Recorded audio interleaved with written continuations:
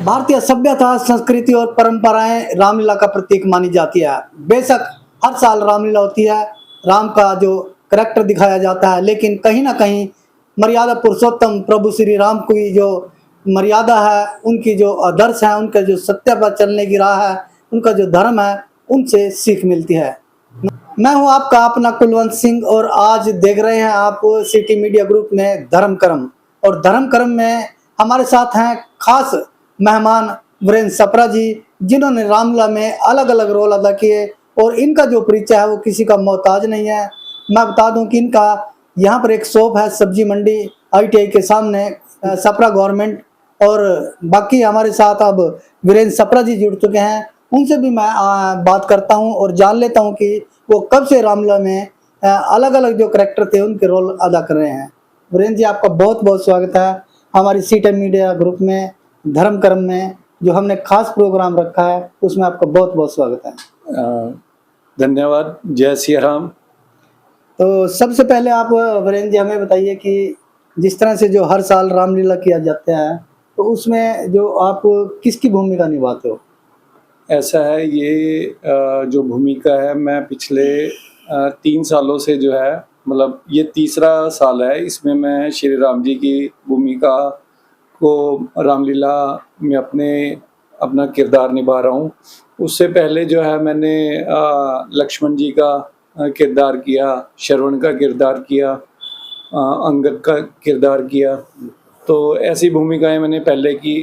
तो last to last year जो है हमारे क्लब ने कहा भी इस बार जो है श्री राम का किरदार जो है वो आप निभाएंगे। तो मैंने कहा ठीक है, जैसी प्रभु राम की इच्छा।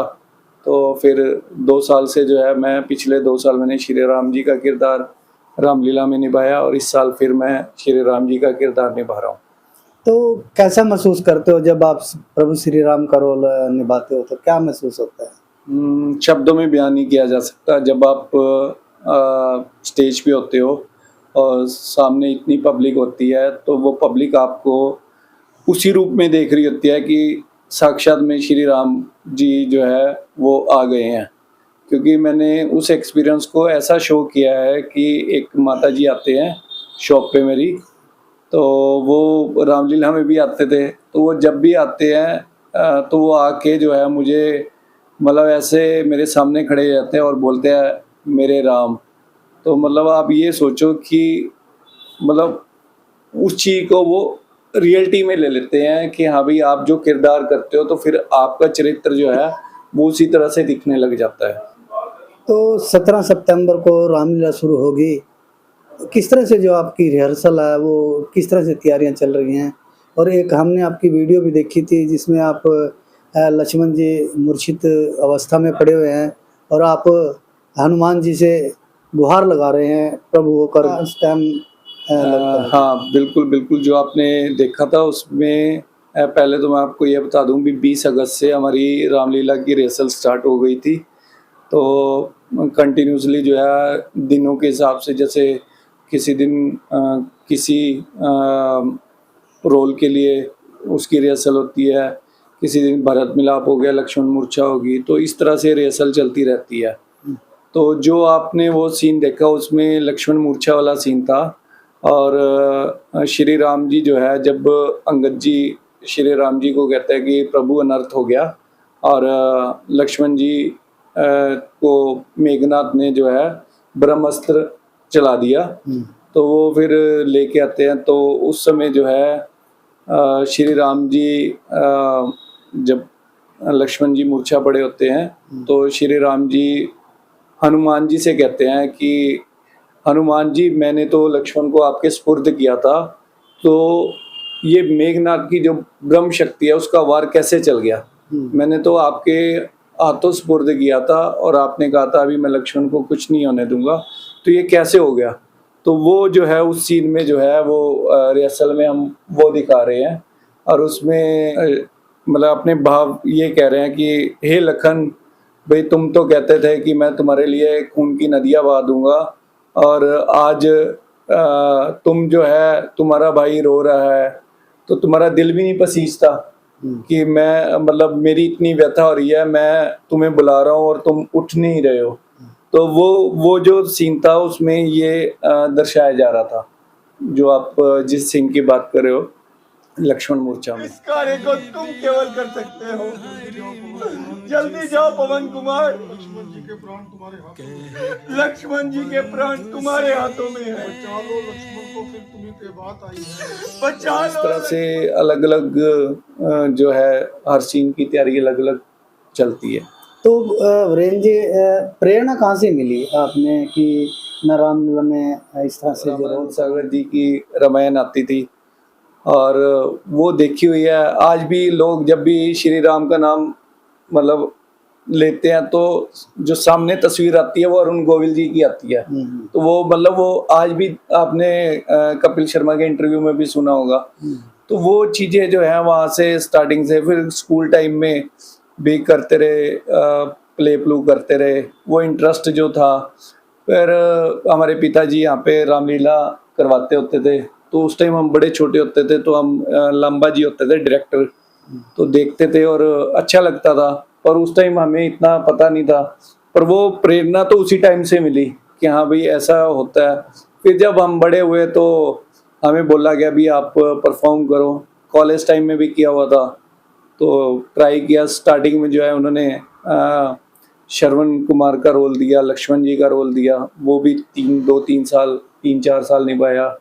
तो इसी तरह से फिर प्रेरणा जो है, फिर 2 साल पहले जो है वो हमारे क्लब ने बोला कि राम जी का रोल जो है आप करो। और जैसी प्रभु राम की इच्छा थी कि हाँ भाई मुझे वो रोल किरदार करने को मिला, तो फिर मैंने कहा ठीक है जी, मैं परफॉर्म करता हूँ। 2 साल से आप प्रभु राम जी का रोल कर रहे हो। क्या कभी ऐसा पल आया कि अंतरात्मा से आपको लगा, कभी ऐसा रोना आया या कुछ ऐसा बिल्कुल महसूस बिल्कुल। किया? जब आप सीन कर रहे होते हो तो आप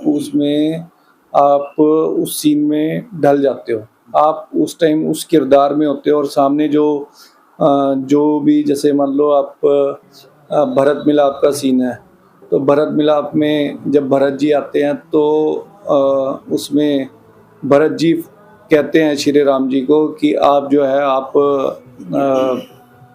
अयोध्या वापस चलो।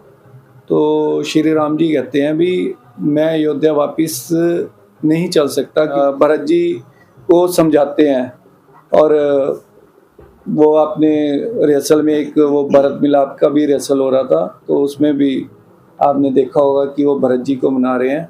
वीरेंद्र जी, जिस तरह से जो आज युवा है नशे की तरफ बढ़ता जा रहा है, रामलीला होती है तो हमें रामलीला से जिस तरह जो प्रभु जी राम थे उनके आदर्शों को किस तरह से एक युवा पीढ़ी के लिए कहना अगर चाहिए? से कोई नॉर्मली बात करता तो मैं ये कहता हूँ कि रामलीला हो या महाभारत हो, रामायण, ये आपको अपने परिवार में वो जो चीज़ें हम रामायण में देख रहे हैं वो आपको अपने घर में भी मिलेंगी, क्योंकि हर घर में भाई हैं।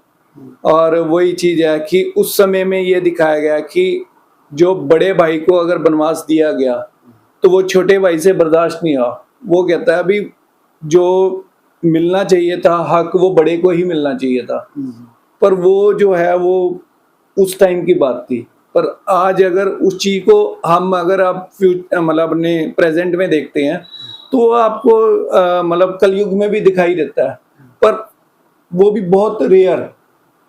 बाकी वो चीजें बहुत कम है आज जो पहले थी। मतलब जो रामायण में दिखाया गया वो चीज तो बिल्कुल ही अलग है कि भाई जो है इसलिए वो कर रहे हैं कि हाँ भाई नहीं, ये गद्दी आपकी है। अब तो ये होता है ना कि ना ये गद्दी मेरी है। बिल्कुल बिल्कुल। उस समय तो ये दिखाया गया भी नहीं, ये जो गद्दी आप छोड़ के गए हो ये मेरी नहीं है, ये आपकी है। तो ये चीजें सीखने को मिलती हैं। तो 17 सितंबर से रामलीला शुरू हो जाएगी, तो कुछ संदेश देना चाहोगे आम जनता को कि ये रामलीला जो इसमें आप रोल अदा कर रहे हैं कहाँ पर होगी? ये रामलीला आईटी सब्जी मंडी में काफ़ी कई वर्षों से होती आ रही है और 17 सितंबर को हमारी रामलीला स्टार्ट हो जाएगी।